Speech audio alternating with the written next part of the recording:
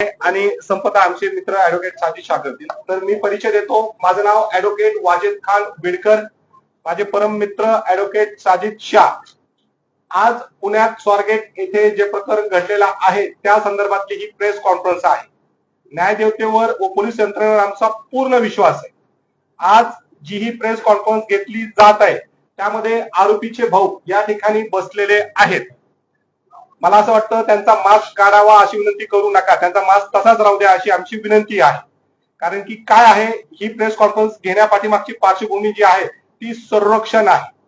म्हणजे आरोपीने काय केलं नाही केलं ते कोर्ट ठरवेल. आज मला सुद्धा माझे जे मित्र आहेत हे साजिद शाह यांना सुद्धा, म्हणजे तुम्ही जर बघितलं जे रील चालू आहेत, व्हायरल चालू आहेत, आम्हाला स्वतःला पोलीस प्रोटेक्शनची आवश्यकता भासू लागलेली. बॅड कॉमेंट्स, घाण कॉमेंट चालू आहेत. म्हणजे रेप केस वकिलांनी लढायची का नाही लढायची हा प्रश्नचिन्ह निर्माण होण्यासारखा आहे. 5 लोक उठतात, फोन करतात, त्रास देत आहेत. तर हे सगळं चाललेलं असताना जे ट्रोलिंग होते, जे सोशल मीडियाचे इन्फ्लुएन्सर आहेत, जे कमेंट करतात, त्यांच्यामुळे आम्हाला किती त्रास होतोय, ह्यांना किती त्रास झाला आहे, यासाठी ही कॉन्फरन्स आहे. जे काही सत्यता आहे हे सांगतील आरोपीचे भाऊ. आपण सांगावी अशी विनंती आहे. बोला, माईक लावून बोला. स्वारगेट बलात्कार प्रकरणी दत्ता गाडे 70 प्रकार घडला. त्याच्या आधी तो गुलटेकडी मार्केट यार्डवरून भाजीपालाचा व्यवसाय करत होतो. तो विकून येत असताना स्वारगेट मार्गे केडगाव टोपल्याला येत असताना सुद्धा प्रकार घडला. त्याच्यानंतर जे काही प्रकरण झालं त्याची अंतिम चौकशी व्हायला हवी होती. पोलीस यंत्रणेवर आमचा पूर्णपणे विश्वास आहे. न्यायदेवतेवर पण पूर्ण विश्वास आहे. ज्या महिलेसोबत जी घटना घडली त्या व्यक्तीला पण पूर्णपणे न्याय मिळाला पाहिजे. जो काही ह्या गोष्टीनंतर जो काही कोर्ट निकाल देईल तो आम्हाला मान्य आहे. पण ह्या प्रकरणाची सखोल चौकशी व्हायला पाहिजे.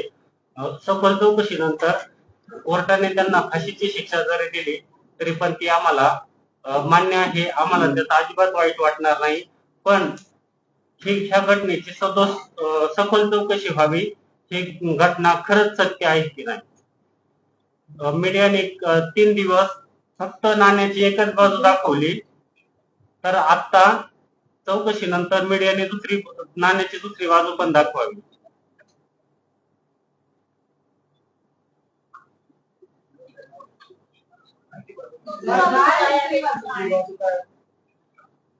जो काही व्यवस्थित तपास करून जे काही सत्य बाजू आहे ती समोर यावी.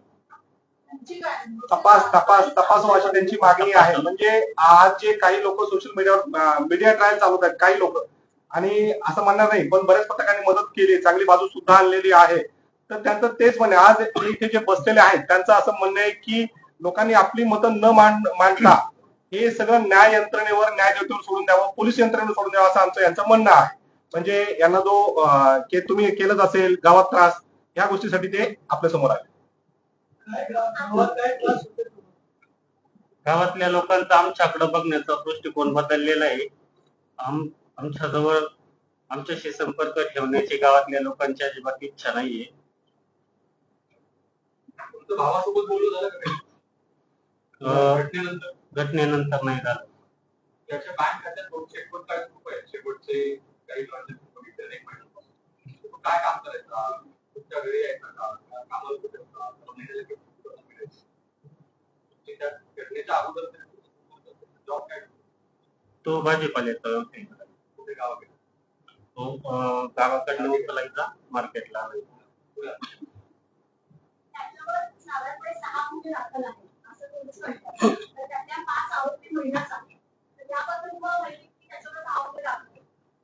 त्याच्या 6 गुन्ह्यांपैकी एका गुन्ह्यात तो निर्दोष मुक्तता आहे त्याची. हो, माहिती आहे. तुम्ही आता म्हणाला की त्याला पुढे तपास योग्य झाला आहे, शिक्षा झाली तरी मान्य आहे. असं का वाटतं तुम्हाला की सगळे तो जरी भाऊ जरी असला तो गुन्ह्यात जर दोषी असेल तर त्याला शिक्षा झालीच पाहिजे.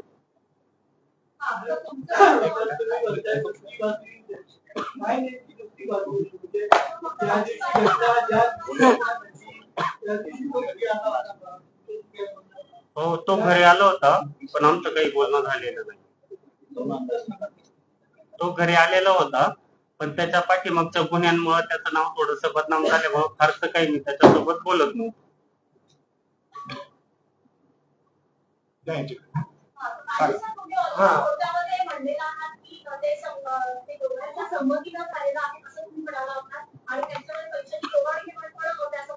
नाही, पैशाचं माझं स्टेटमेंट कुठेही मला मीडियाने दाखवावं. माझं स्टेटमेंट पैशाचं नव्हतं. नाही, पैशाचं स्टेटमेंट माझं नाहीये. उगाच ते माझ्या खात्यावर, आणि ते सांगतो सकाळी सुद्धा एखादा फोन आला होता मला सकाळी, काय नाही असं झालं ते बोलतोय तो. अक्षरशः तो दारू घेऊन बोलत होता. तर तेच आम्ही सांगतोय की काय व्हायलंय की सगळ्या गोष्टींच्या ह्याच्यासाठी मग हे आलेच, आणि कोर्टात मी जे काही बोललो आहे किंवा जे काही असेल तो पुढं तपासाचा भाग.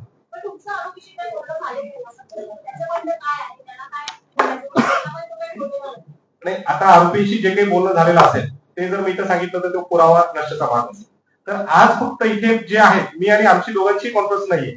आमची म्हणणं आहे की आम्ही तर तुमच्या समोरच उपलब्ध आहोत. इव्हन दो आमचा असा सुद्धा प्रयत्न चालू आहे की आरोपीची जी बायको आहे ते स्वतः प्रेस कॉन्फरन्स साठी आमचं हे अजून चर्चा वगैरे बोलणं आमचं चालू आहे. तर मला असं म्हणायचंय की बघा, मी तर तुमच्या समोरच आहे, माझे मित्र पण इथं समोरच आहे, परंतु तुम्हाला आता ही जी दोन लोक दिसत आहेत ह्यांच्यावर जर फोकस केलं तुमचं अजून बरेच मिळतील. मी तर इथं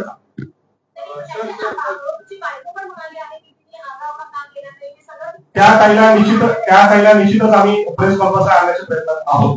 म्हणजे ती आज खूप दुःखात आहे, तिचं दुःख जे आहे ती फक्त ती समजू शकते. तर आमचं नक्कीच चालू आहे तिच्या आपल्यासमोर आम्ही हजर करू आमचं पूर्ण प्रयत्न. ह्याचं उत्तर स्वतः हे देते. सोमवारी संध्याकाळी घराच्या बाहेर पडला, अगोदर हे उत्तर घेऊ ना, त्यांचा वकील कोण आहे? सोमवारी संध्याकाळपासून दुपारी घरी आला, घरच्यांनी तुम्हाला काय सांगितलं? तुमचा भाऊ जो आहे सोमवारी संध्याकाळी 2 वाजता घराच्या बाहेर पडला आणि मंगळवारी 2 वाजता तुमच्याकडे आले. तो प्रकार केला. तो प्रकार केल्यानंतर प्रकार घडल्यानंतर सकाळी 10च्या दरम्यान तो घरी आला. त्याच्यानंतर दुपारी 1च्या दरम्यान तो बाहेर पडला.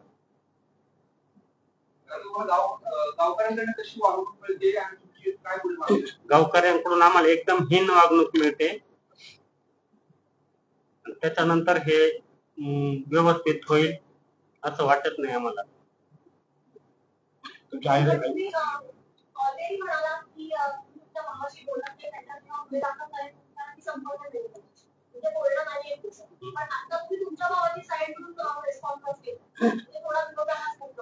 ज्यावेळेस मी सीसीटीव्ही पाहिले त्याच्यानंतर माझ्या पण असं लक्षात आलं की हे प्रकरण वेगळं पण असू शकतं. मी बोलत नव्हतो, म्हणजे फारसं काही बोलत नव्हतो, फारच बोलत नव्हतो असं नाहीये. जर ज्यावेळेस तो आपला कुणी व्यक्ती दुश्मन असो किंवा भाऊ असो, जर त्याची बाजू सत्याची जर असेल तर ती उचलायला हवी. म्हणजे नाही तसं नाही, पण अजून न्यायालयीन कोर्टाने तपास निकाल दिलेला नाही. तुम्ही काय आता तुम्ही बाजू घेता याचा म्हणणं असेल तरी केलं नाही, त्याला फसवलंय, म्हणजे कसं फसवलंय सांगा. जे फसवलंय ते तपास यंत्रणा समोर आणेल. तुम्ही कसं म्हणता? व्यवहार झाले पाहिजे. त्यांच्या बाजूचे जे वकील आहेत, तुम्ही त्याशी बोलताना की आर्थिक व्यवहार झाला, 7,500 रुपये कॅश दिले, तर हे तुम्ही आरोपीशी बोलला, त्यानंतर तुम्ही बोललाय काय? मी असं कुठलंही स्टेटमेंट त्या दिवशी दिलेलं नाही. माझे दाखवा. हा, मी एवढं सांगू शकतो की त्यांच्या हप्त्यामध्ये जे झालंय ते संमतीने, ज्या आरोपीने मला सांगितलं तेच मी कोर्टासमोर तोच मुद्दा मांडला होता. आर्थिक घेवाणदेवाण आणि पैसा संदर्भात मी कुठेही स्टेटमेंट केलेलं नाहीये. असेल तर मला दाखवा.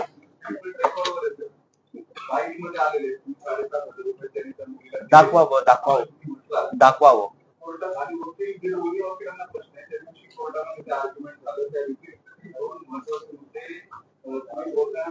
बाहेर माध्यमांना सांगितलं तर तुम्ही एथिकल प्रॅक्टिस मध्ये हे तुमच्या बसतं का की ज्या गोष्टी आर्ग्युमेंट मध्ये सांगितलेल्या नाही त्याच्याशिवाय दुसऱ्या गोष्टी कोर्टाच्या बाहेर माध्यमांसमोर आतमध्ये बोलला असतो? मी तेव्हाही नाही बोललो, आताही नाही बोललो. मी कुठलाही शब्द बोलत असताना मजूर आणि वापरूनच बोलत होतो. कारण का मी कायद्याचा आदर पालन करणार आहे. प्रेस कॉन्फरन्स घेताना मी आत्ताच बोललोय की मी न्यायदेवेवर विश्वास ठेवून आहे, हे आता सांगितलं.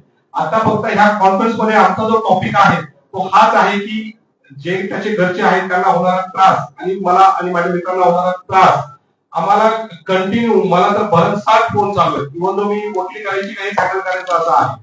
आणि त्यासाठी आम्ही सीपी साहेबांना हे सुद्धा दिलंय की पत्र दिलंय, बाबा आम्हाला पोलीस प्रोटेक्शन द्या. त्यासाठी ज्या प्रकारे मी सांगतो ना, एक मिनिट. ठीक आहे, बोला.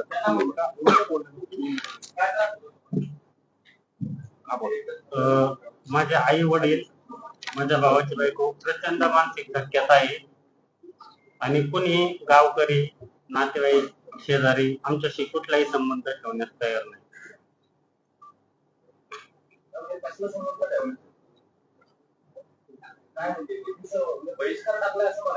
हो,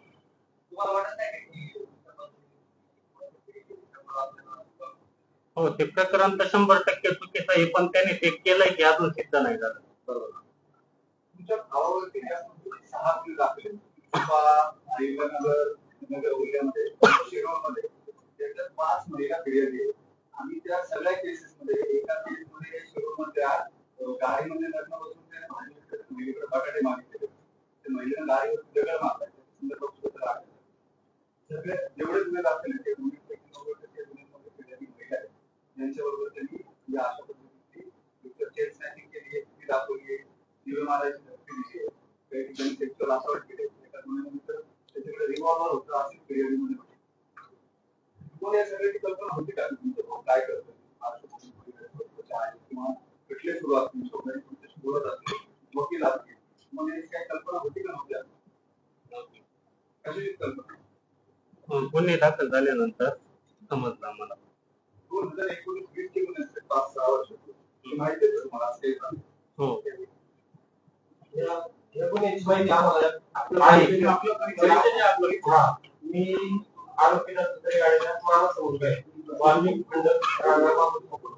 शिव. तर यात तुम्ही आता विचार 5-6 गुन्हे माहिती आहे का? तर त्या गुन्ह्यात मी स्वतः जामीनदार आहे, मी सोडवले. आणि त्यावेळेस ही 5-6 गुन्हे कशी एकदा केलाय, परत 2 महिन्यांनी केलाय, 3 महिन्यांनी केलाय, गुन्हा आज नाही अजिबात. त्याला एकदा एका गुन्ह्यात त्याला उचललं, तो शहीद म्हणून उचलले त्याला पोलिसांनी ताब्यात घेतले. आणि अजून 4-5 ठिकाणी ते पोलिस मिळालेले नाही गुन्हे सगळे त्याच्यात टाकून दिले की हाच होता. आणि एका गुन्ह्यातून निर्दोष मुक्त झालाय. जे लेडीज आहे ते पूर्णपणे समोर सांगितले ही व्यक्ती नव्हती ती चोरी करणारी, असं मी माननीय न्यायालयाला समोर सांगितले. आणि यांनी मगाशी विचारलं की नाण्याची दुसरी बाजू काय, नाण्याची दुसरी बाजू काय झाले की सोशल मीडियावर सगळीकडे गाजवले नाराज असं काही घडलेलं नाही. नाराज आता सीसीटीव्ही कॅमेऱ्याच्या माध्यमातून आम्हाला कळते ती पूर्ण लेडीजने त्याला घेऊन गेली. हो, सीसीटीव्ही कॅमेऱ्याच्या माध्यमातून दाखवते ते आम्ही बघितलं. हो, की ती लेडीज आधी पुढे गेली नंतर हा मागून गेलेला आहे. आणि त्या कॅमेऱ्यात क्लिअरिटी पण नाही. बाजूने नाही बोलणार, तुम्ही म्हणताय ती लेडीज त्याला घेऊन गेली, त्याच्या बाजूने बोलताय ना, बरोबर ना? परत दुसऱ्यांदा म्हणते त्या कॅमेऱ्यात क्लिअरिटी नाही, परत कसं दिसलं की त्याला घेऊन गेली. म्हणून मला ते सीसीटीव्ही आहे, त्या सीसीटीव्ही ती मुलगी बसलेली असताना तिच्या शेजारी एक मतार बसलेला होता, त्याला उठून तिथं जाऊन बसलाय. तुम्ही कुठलं सीसीटीव्ही बघितलं मुलगी त्याला घेऊन गेली? ते दाखवलं ना सोशल मीडियावर, दाखवले गेले, सगळ्याच मीडियाला दाखवलं गेले. त्याचा दिवस तो दाखवलं गेले नाही का? त्या मुलीला कुठले कपडे फाटलेले नाही किंवा आपण आडावडा केलं, सुशिक्षित आहे, बघितलं काय नाही ती सांगितलेली नाही ना. बस मध्ये तुम्ही होतात का तिने आडावडा केला नाही? आम्ही नव्हतो. तुम्ही कसं म्हणता काय झाले ते आधारावर बोलताय? नाही तुम्ही कशाच्या आधारावर बोलताय? त्यांनी बस मध्ये आडावडा केला नाही ना केलं. कोण म्हणतो पुरावा आहे का तेच विचारता. कोण म्हणत नाही माझी मदत आहे. 3 तासाने जाऊन किती 9 वाजता केली कोणत्या मित्रांच्या सांगण्यावर गळा दाबला हो. गळा दाबल्यावर एखादी बाई आवाज करते का? गळा दाबला तुम्ही 5 मिनिटांनी 3 मिनिटांनी आलेली दम दिला होता बाहेर पोलिसांना मारून टाकली होती. कोणी? त्या आरोपीने दम दिला होता बाहेर, आरडाओरडा मारून टाकली.